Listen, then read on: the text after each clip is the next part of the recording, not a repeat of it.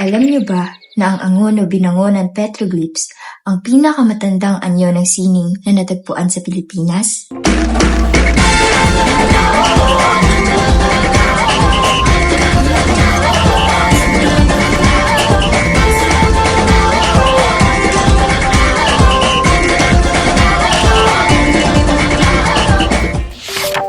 Itinatago ng bayan na ito ang kwento ng sinaunang panahon, isang obra ng kalikasan at kasaysayan na naghihintay may pakilala sa mas nakararami. Angono, binangonan petroglyphs.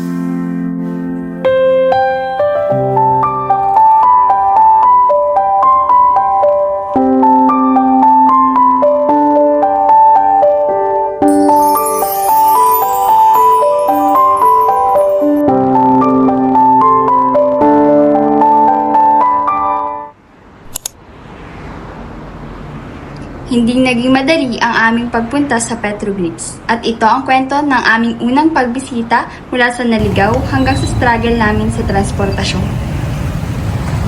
Actually, naligaw kami sa unang punta namin dito. Hindi rin namin alam ang tamang sakayan kaya medyo nagtagal kami sa daan. So ayun, nag-decide kami na maghabal na lang. Medyo pricey siya pero na-enjoy pa rin naman namin yung paghabal. Pero importante rin na maging maingat sa ganitong setup para hindi ma-take advantage lalo na kung first time sa lugar.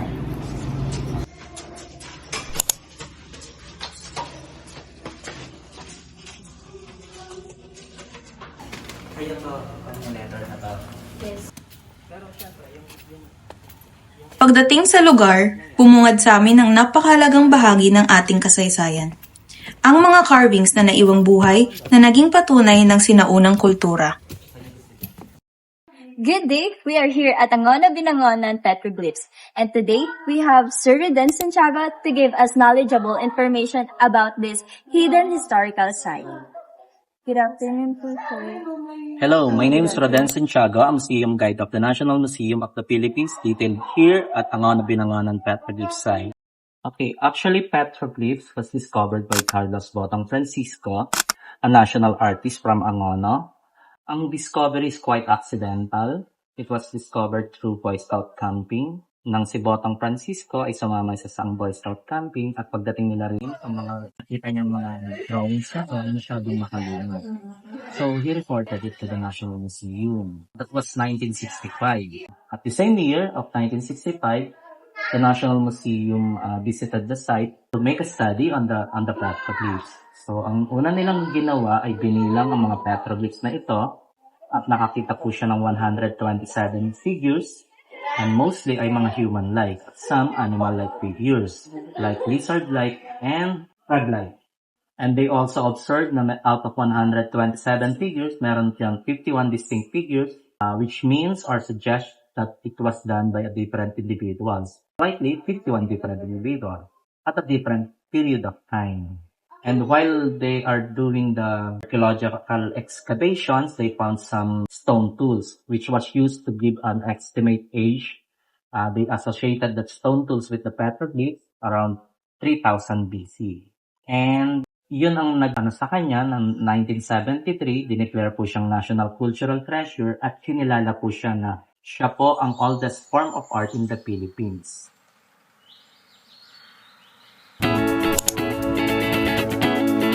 Ang Angono Binangonan Petroglyphs ay hindi lamang tungkol sa sining. Ang mga ukit na ito ay nagsisilbing patunay ng kakayahan ng ating mga ninuno na ipahayag ang kanilang mga karanasan at paniniwala. Okay.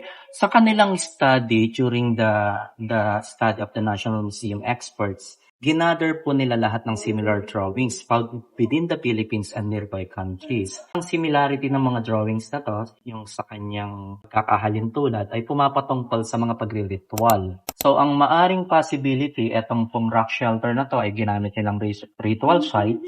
At habang nakikita nila yung event na yon, ay drinadraw din nila at the same time. What is the significance of this in our historical and cultural heritage? Malaki ang significance niya kasi itong ebidensya, proof na ang mga sinaunang tao natin ay highly intellectual to express themselves. Na ikakwento na nila yung mga events sa buhay nila. Ayaw nilang mawala yung mga events na yon. So, kinonsider nila na gamitin tong medium na to express themselves. Highly significant. I believe. Ngunit sa kabila ng kahalagahan ng petroglyphs, maraming hamon ang kinakaharap sa pangangalaga nito. Number 1 rules po namin dito is do not cross beyond this viewing deck kasi nakita naman natin na vandalize siya nung una. So, ang number 1 factor po ng kanyang deterioration or damage is human. Hindi po siya nasira sa loob ng 5,000 taon na present siya sa exposure ng weathering, di ba? Natural disasters. Pero nung pinasok ng tao, nag-umpisa ang pagkasira. So sa mga bisita, kailangan maghigpit kami na hindi sila makatawid doon kasi very curious ang tao. Unang-una nilang gagawin siya pag nakatawid, hahawakan. So, nakapag-contribute na sila ng pagkabura. Talagang hindi maiiwasan. Minsan pag walang tao, kita nilang pwede sila, try din nila mag-vandalize. So, kaya kami naglagay din ng security dito. Napapansin nyo, na-observe nyo yung security ay may presence dito sa mismong viewing deck. Kapag hindi sila nakakita ng mga security or hindi visible ang security, tendencies, tatawid sila. Sa conservation, as far as the National Museum is concerned, i-retain na lang siya as it is. Kasi nagiging example din namin siya na once siya ay na-threaten. Yung mga vandalism na nakikita natin, hindi na namin yan buburahin kasi pag binura siya, it will contribute for more damages, di ba? Pwedeng doon mag-umpisa yung pagkapudpod, diba? So hindi na lang siya gagalawin. Rather, we will be using that as an example na siya ay once na threaten. Dating naman sa preservation or promotional ang inano niya. We tend to use all the necessary means katulad ng internet, although wala pa kami internet ngayon, pero sooner magkakaroon na kami. May nanalo na sa bidding. Yung mga public program, nag-i-invite kami ng mga schools to conduct art workshops and soon may mga plans pa naman. Marami pong plans within this year to be implemented within this year din. Kasi ang mandate ng National Museum ngayon is visitors count. So we have to work on that. Lahat ng marketing strategy pwede naming exhaust gagawin namin. Ang pagbisita sa Angono Binangonan Petroglyphs ay hindi lang isang biyahe sa kasaysayan, kundi isang paalala kung gaano kayaman ang kultura at kwento ng ating bansa. Sa bawat ukit ng bato, may kwento. At sa bawat kwento, may paalala. Alagaan natin ang ating nakaraan upang mas maunawaan ang ating kinabukasan. Action! And action! Bye!